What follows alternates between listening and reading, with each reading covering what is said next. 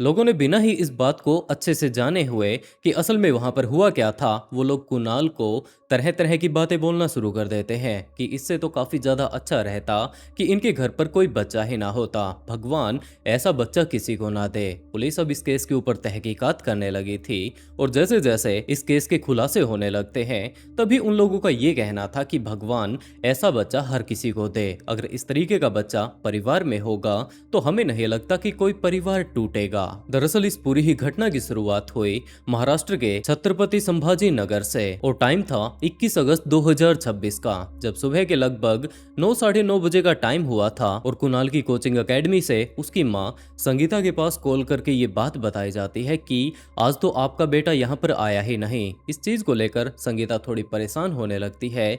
अब वो coaching academy वालों को ही बताने लगती है कि उसका बेटा तो लगभग 8 बजे ही घर से निकल चुका था और इस बात को लेकर कुणाल की मां संगीता बहुत ज्यादा परेशान थी कि उसका बेटा अगर एकेडमी पे नहीं गया तो आखिरकार वो कहां पर गया। आज से पहले ऐसी घटना कभी भी नहीं घटी तो उसका बेटे को कहां पर जाना चाहिए, ये सारे के सारे कंफ्यूजन इस टाइम उसकी मां के दिमाग में थे कि उसी टाइम कुणाल के एक दोस्त का संगीता के पास कॉल आता है। उसने ये बात बताई कि उसके पास कुणाल का मैसेज आया है। वो पिछले लगभग 3-4 दिनों से बहुत ज्यादा परेशान चल रहा था और आखिरी टाइम मैसेज में उसने यही बात कही थी कि वो खेवड़िया पहाड़ी पर जा रहा है। उसे कोई अंदाजा नहीं कि वो अचानक से वहां पर क्यों चला गया, लेकिन हाँ आखिरी टाइम में उसे इस बारे में काफी अच्छे से पता है कि वो परेशानी की हालत में था। इस बारे में जैसे ही संगीता को पता चला तो उसने अपने पति मुरलीधर के पास कॉल किया और सारी की सारी बातें वो डिटेल से बताने लगता है। मुरलीधर और संगीता अब दोनों ही मिलकर उसी पहाड़ी पर जाने लगते हैं, लेकिन जब तक ये लोग उस पहाड़ी पर पहुंच पाते उससे पहले ही कुणाल उस पहाड़ी के एक कोने की तरफ जा रहा था। यहाँ पर पहाड़ी पर काफी सारे लोग घूमने के लिए आते रहा करते थे। वहां से आसपास का नजारा काफी ज्यादा शानदार दिखता है। तो उन्होंने जैसे ही कुणाल को एक कोने की तरफ जाते हुए देखा तो उन्होंने उसे सचेत किया कि तुम्हें उस तरफ नहीं जाना चाहिए, आगे बिल्कुल खड़ी खाई है तो हो सकता है तुम्हारा बैलेंस बिगड़ जाए और तुम नीचे गिर जाओ। लेकिन कुणाल उन लोगों को पूरे तरीके से इग्नोर कर देता है और उसके बाद भी लगातार वो उसी तरफ जाता जा रहा था। वो लोग समझ चुके थे कि जरूर ये बंदा यहाँ पर कुछ ना कुछ गलत कदम उठाने के लिए आया है, जिसके चलते उन लोगों के द्वारा पुलिस के पास कॉल कर दिया गया था। पुलिस को जैसे ही ये बात पता चलती है कि वो बंदा इस टाइम एक पहाड़ी के ऊपर चढ़ा हुआ है तो पुलिस ऑफिसर्स अपने साथ फायर डिपार्टमेंट को भी लेकर जाते हैं और पुलिस ऑफिसर्स जल्द से जल्द उस पहाड़ी के टॉप पर पहुंच जाना चाहते थे, क्योंकि ये पहाड़ी लगभग 300 फीट ऊंची थी और वो बंदा जो कि यहाँ से कूदने की कोशिश कर रहा है गलती से भी वहां से छलांग लगा देता है तो उसका बचना बिल्कुल नामुमकिन हो जाएगा। जिसके चलते इस टाइम फायर डिपार्टमेंट जहां पर कि नीचे खाई थी वहां पर अपनी जगह बनाने लगता है कि अगर ये बंदा गलती से वहां से कूद भी जाता है तो हम लोग जंपिंग बैग का यहाँ पर इस्तेमाल करके उसकी जैसे तैसे कर जान बचा लेंगे। लेकिन यहाँ पर नीचे काफी सारी झाड़ियां मौजूद थी तो फायर डिपार्टमेंट ने उन सारी की सारी झाड़ियों को इस टाइम साफ करना शुरू कर दिया।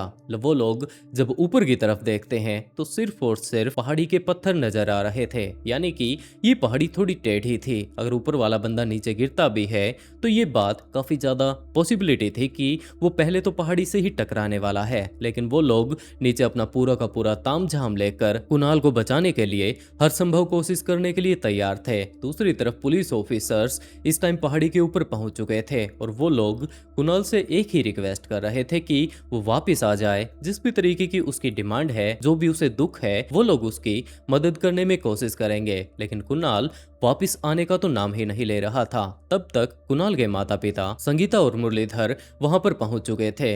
अगले काफी देर तक ये लोग आपस में बातें करते रहते हैं। काफी सारे लोग इनकी वीडियो भी बना रहे थे और इन्हीं में से एक वीडियो काफी ज्यादा वायरल हो जाती है, जिसमें कि उस व्यक्ति का ये कहना था कि ये जो लड़का है इसके माता पिता इसे आईफोन नहीं दिला रहे हैं और आईफोन लेने के लिए ये यहाँ पर इस पहाड़ी पर आकर खड़ा हो गया है। इसके माता पिता इसे बचाने की हर संभव कोशिश कर रहे हैं। इसकी माँ तो ये बात तक बोल रही है कि बेटा कोई बात नहीं, तुम वापस आ जाओ। वो उन्हें मंगलसूत्र तक देने के लिए तैयार है, लेकिन ये लड़का इनके ऊपर विश्वास नहीं कर रहा है। जैसे ही ये वीडियो सोशल मीडिया पर वायरल होने लगती है तो लोग कुणाल को यही बात कहने लगते हैं कि ये किस तरीके का बेटा है, ये अपने माँ बाप की मजबूरी को नहीं समझ पा रहा है और उनसे पैसा लेने के लिए ये क्या क्या तरकीबें अपना रहा है। लोग इस टाइम कुणाल को काफी ज्यादा ट्रोल कर रहे थे, लेकिन उसके बाद इस केस की सच्चाई सामने आती है। ये बात पता चलती है कि कुणाल वहां पर किसी फोन के लिए नहीं खड़ा था, वो तो अपने माता पिता को एक साथ रहने के लिए बोल रहा था, क्योंकि इसके पिता पिछले काफी दिनों से इनके साथ नहीं रहा करते थे। और इस पूरी ही घटना की शुरुआत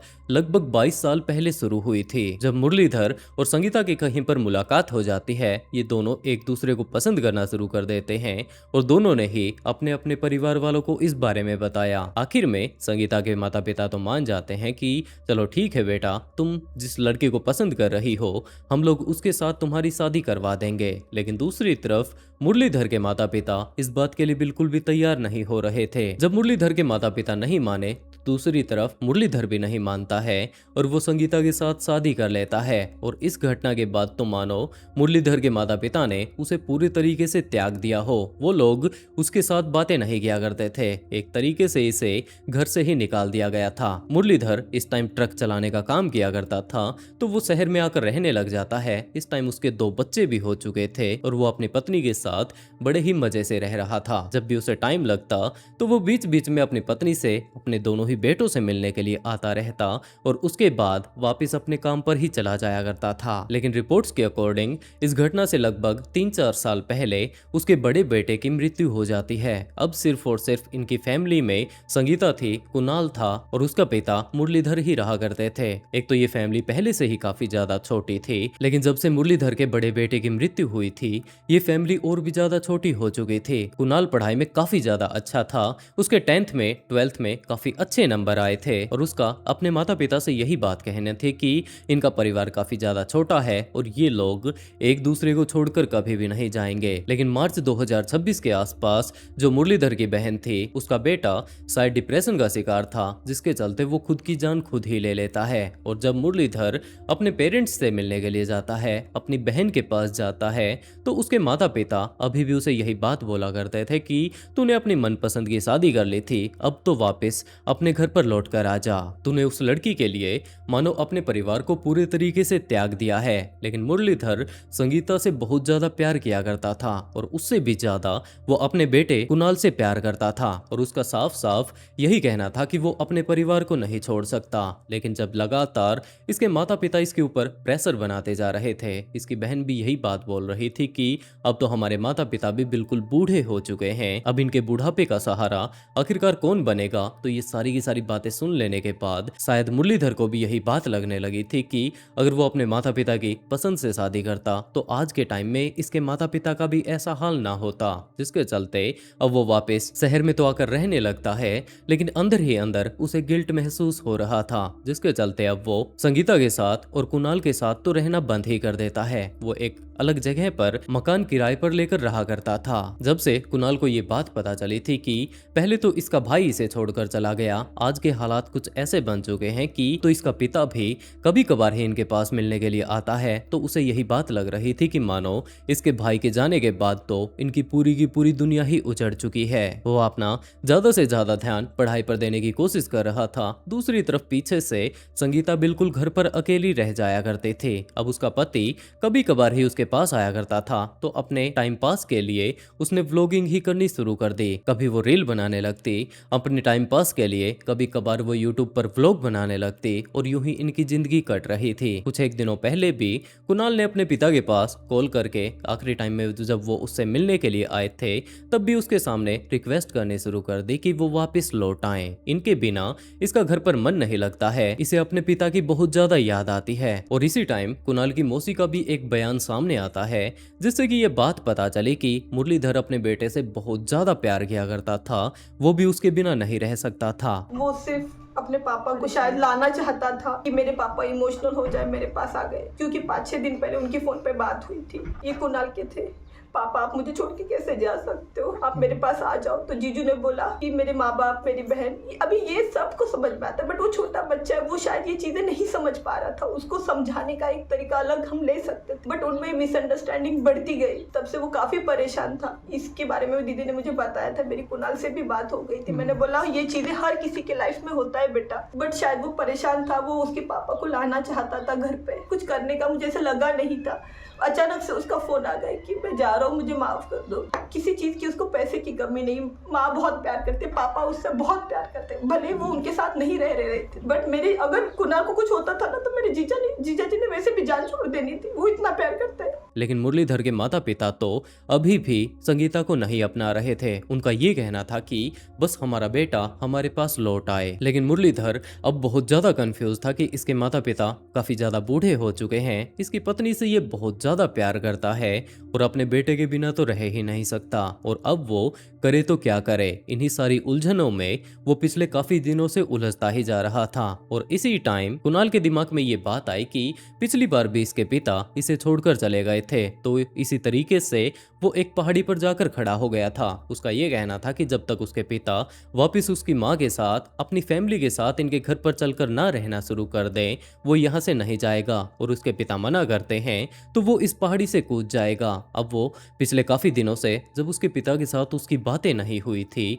तो शायद ये भी डिप्रेशन का शिकार होता जा रहा था, और अब तो उसे यही बात लग रही थी कि अपने पिता को वापस लाने का सिर्फ एक यही तरीका है। और अपने दोस्त को ये मैसेज करके कि वो इस पहाड़ी पर जा रहा है, उसे पक्का विश्वास था कि जैसे ही उसकी माँ को पता चलेगा, उसके पिता को पता चलेगा, तो वो भागे दौड़े इसके पास आ जाएंगे, और उसके बाद तो इसे वापस घर पर ले जाने के लिए वो लोग इस बात के लिए राजी हो ही जाएंगे। ये बात सोचकर शायद कुणाल उस पहाड़ी के ऊपर गया था, और मुरलीधर लगातार अपने बेटे को समझाता ही जा रहा था। लेकिन कुणाल का ये कहना था कि अगर उसके पिता वापस घर पर चलते हैं तो ठीक है, वरना उस घर में वो करेगा ही क्या। उसका पूरा ही दिन घर पर मन नहीं लगता है, वो अपने पिता के बिना जिंदा ही नहीं रह सकता। अगर वो जाने के लिए मना करते हैं तो आप जाकर अपनी जिंदगी जी लीजिए, वो यहाँ से नीचे कूद जाएगा। संगीता अपने बेटे को ऐसे हालातों में नहीं देख पाई, जिसके चलते इसी पहाड़ की दूसरी चोटी पर जाकर वो भी खड़ी हो जाती है। उसका ये कहना था कि अगर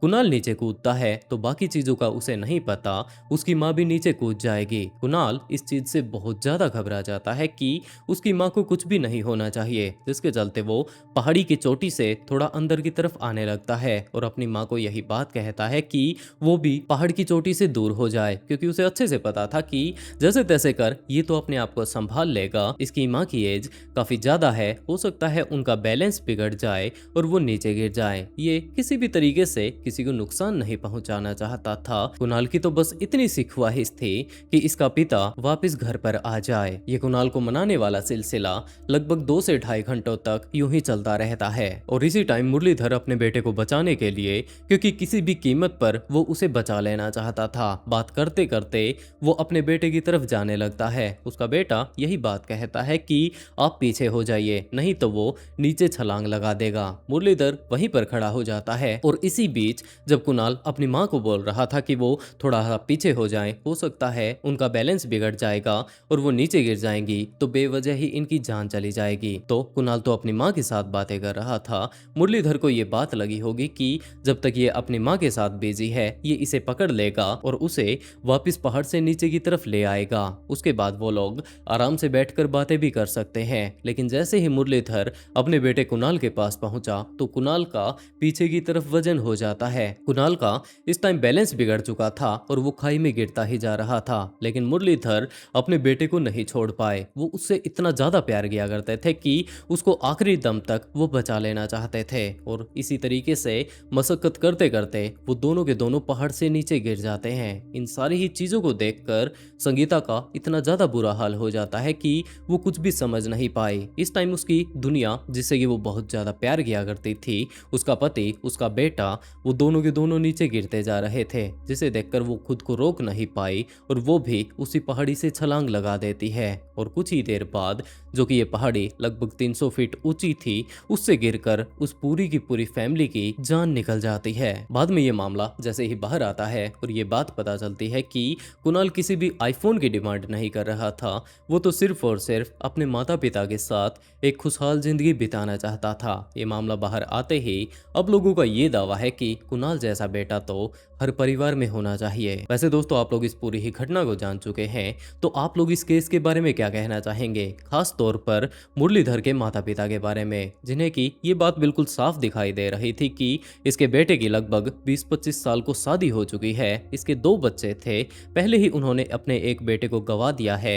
इनके परिवार में कितना ज़्यादा स्ट्रेस चल रहा होगा, इसकी तो इस टाइम पूरी की पूरी दुनिया ही बस चुकी है। अभी भी वो लोग इसी बात की डिमांड कर रहे थे कि उसे वापस आ जाना चाहिए, वो उन्हें यूं ही लावारिस छोड़ आए। तो आप लोग इस घटना के बारे में क्या कहना चाहेंगे? आप लोग अपनी राय कमेंट बॉक्स में जरूर बताइएगा। मैं आप लोगों के एक एक कमेंट की वेट करता हूं। और दोस्तों, इस तरीके की कहानी सुनाकर मैं आप लोगों को परेशान तो नहीं करना चाहता, जबकि सचेत करना चाहता हूं कि अगर घर परिवार में अगर लड़ाई होती है तो इस लड़ाई को बुझाने का सिर्फ एक ही तरीका है कि एक जगह पर आराम से बैठ जाएं और उसके बाद अपनी दुख तकलीफें सामने वाले को बताना शुरू कर दे, और सामने वाले उनके घर परिवार के बंदे को, लाइफ पार्टनर को, उनकी समस्या को समझना चाहिए और उसके बाद उसका सॉल्यूशन भी ढूंढना चाहिए। क्योंकि लड़ाई करने से या फिर बहस करने से बातें सिर्फ और सिर्फ आगे से आगे बढ़ती जाती है, इनका कोई भी रिजल्ट निकल कर नहीं आता। और दोस्तों, आज के लिए बस इतना ही।